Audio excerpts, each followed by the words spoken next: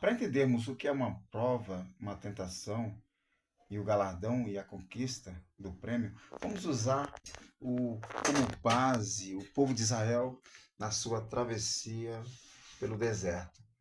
Quando Deus chamou o povo de Israel, tirou-os do Egito, prometeu ao povo uma terra prometida. Deu essa promessa, uma terra que manava leite e mel. Pois bem, percebam que na travessia pelo deserto havia muitas provações, desafios, falta de água, falta de alimento, desejo de retornar ao Egito.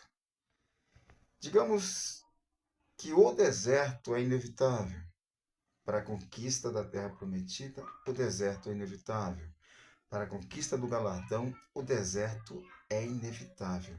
Portanto, a provação, que é o deserto, é inevitável.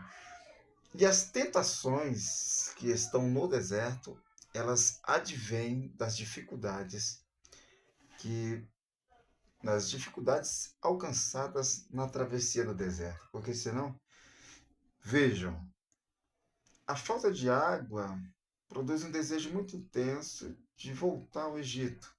A falta de carne e de alimentos que outrora o povo comia no Egito produz o desejo de ter esses alimentos de novo. E é justamente aí que vem a tentação de voltar atrás. É justamente aí que vem a tentação de abrir mão do prêmio que o próprio Deus disse que o povo teria se eles continuassem no deserto. Portanto, a provação é inevitável. A tentação é superável, é vencida. E o galardão é alcançável. Agora, é preciso passar pelo deserto. O deserto é inevitável. A prova é inevitável, porque foi o próprio Deus que assim estabeleceu. Pode perceber, pode analisar, pode abrir os olhos e ver que toda conquista, por trás dela existe um período de dificuldade, um período de desafios. E são dentro desses desafios que a gente encontra as tentações. Porque tentações nada mais é do que atalhos é, que nos é oferecido, ou atalhos que aparecem à beira do caminho, pelos quais a gente acha que se tomar, chegaremos ao destino, à conquista, ao galardão mais rapidamente. Tomar atalhos é ser vencido pela tentação. O que o cristão não pode fazer em hipótese alguma é tomar atalho. Deve permanecer no caminho até alcançar a recompensa, o galardão. Portanto, irmãos, percebam aqui, por um lado, a prova, que é inevitável, a tentação, que é superável, vencida pela oração, pelo jejum, pela consagração, pela palavra. E temos também aqui o galardão se vivermos segundo a palavra e se permanecermos na fé. Eu falei no vídeo anterior que existem crentes que têm uma fé instável, como as ondas do mar. Ora estão em cima, ora embaixo, ora estão de mãos dadas com Deus, outrora estão abandonados, largados aos seus próprios desejos e pecados.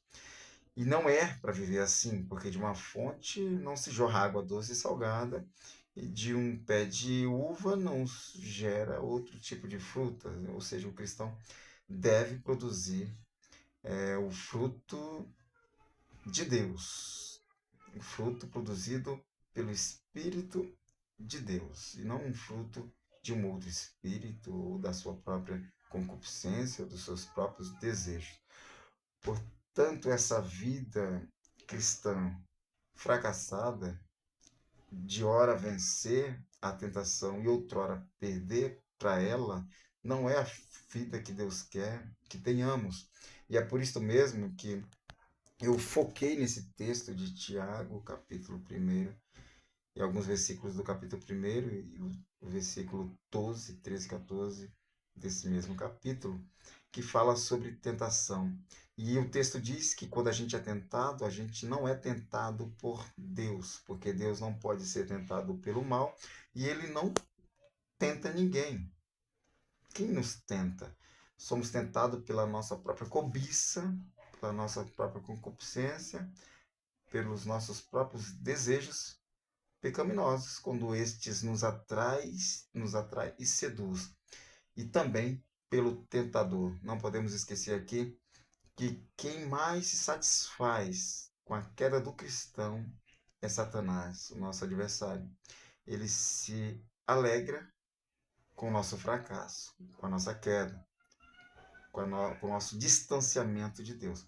Portanto, devemos ter muito cuidado com a questão de uma fé de altos e baixos, de uma fé inconstante, de uma fé como as ondas do mar, que vai e vem, sem constância, sem firmeza, sem continuidade.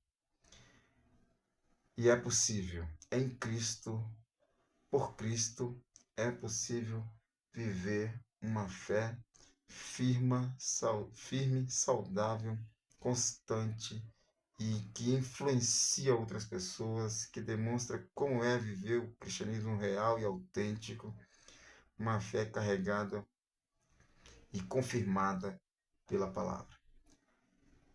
Amém?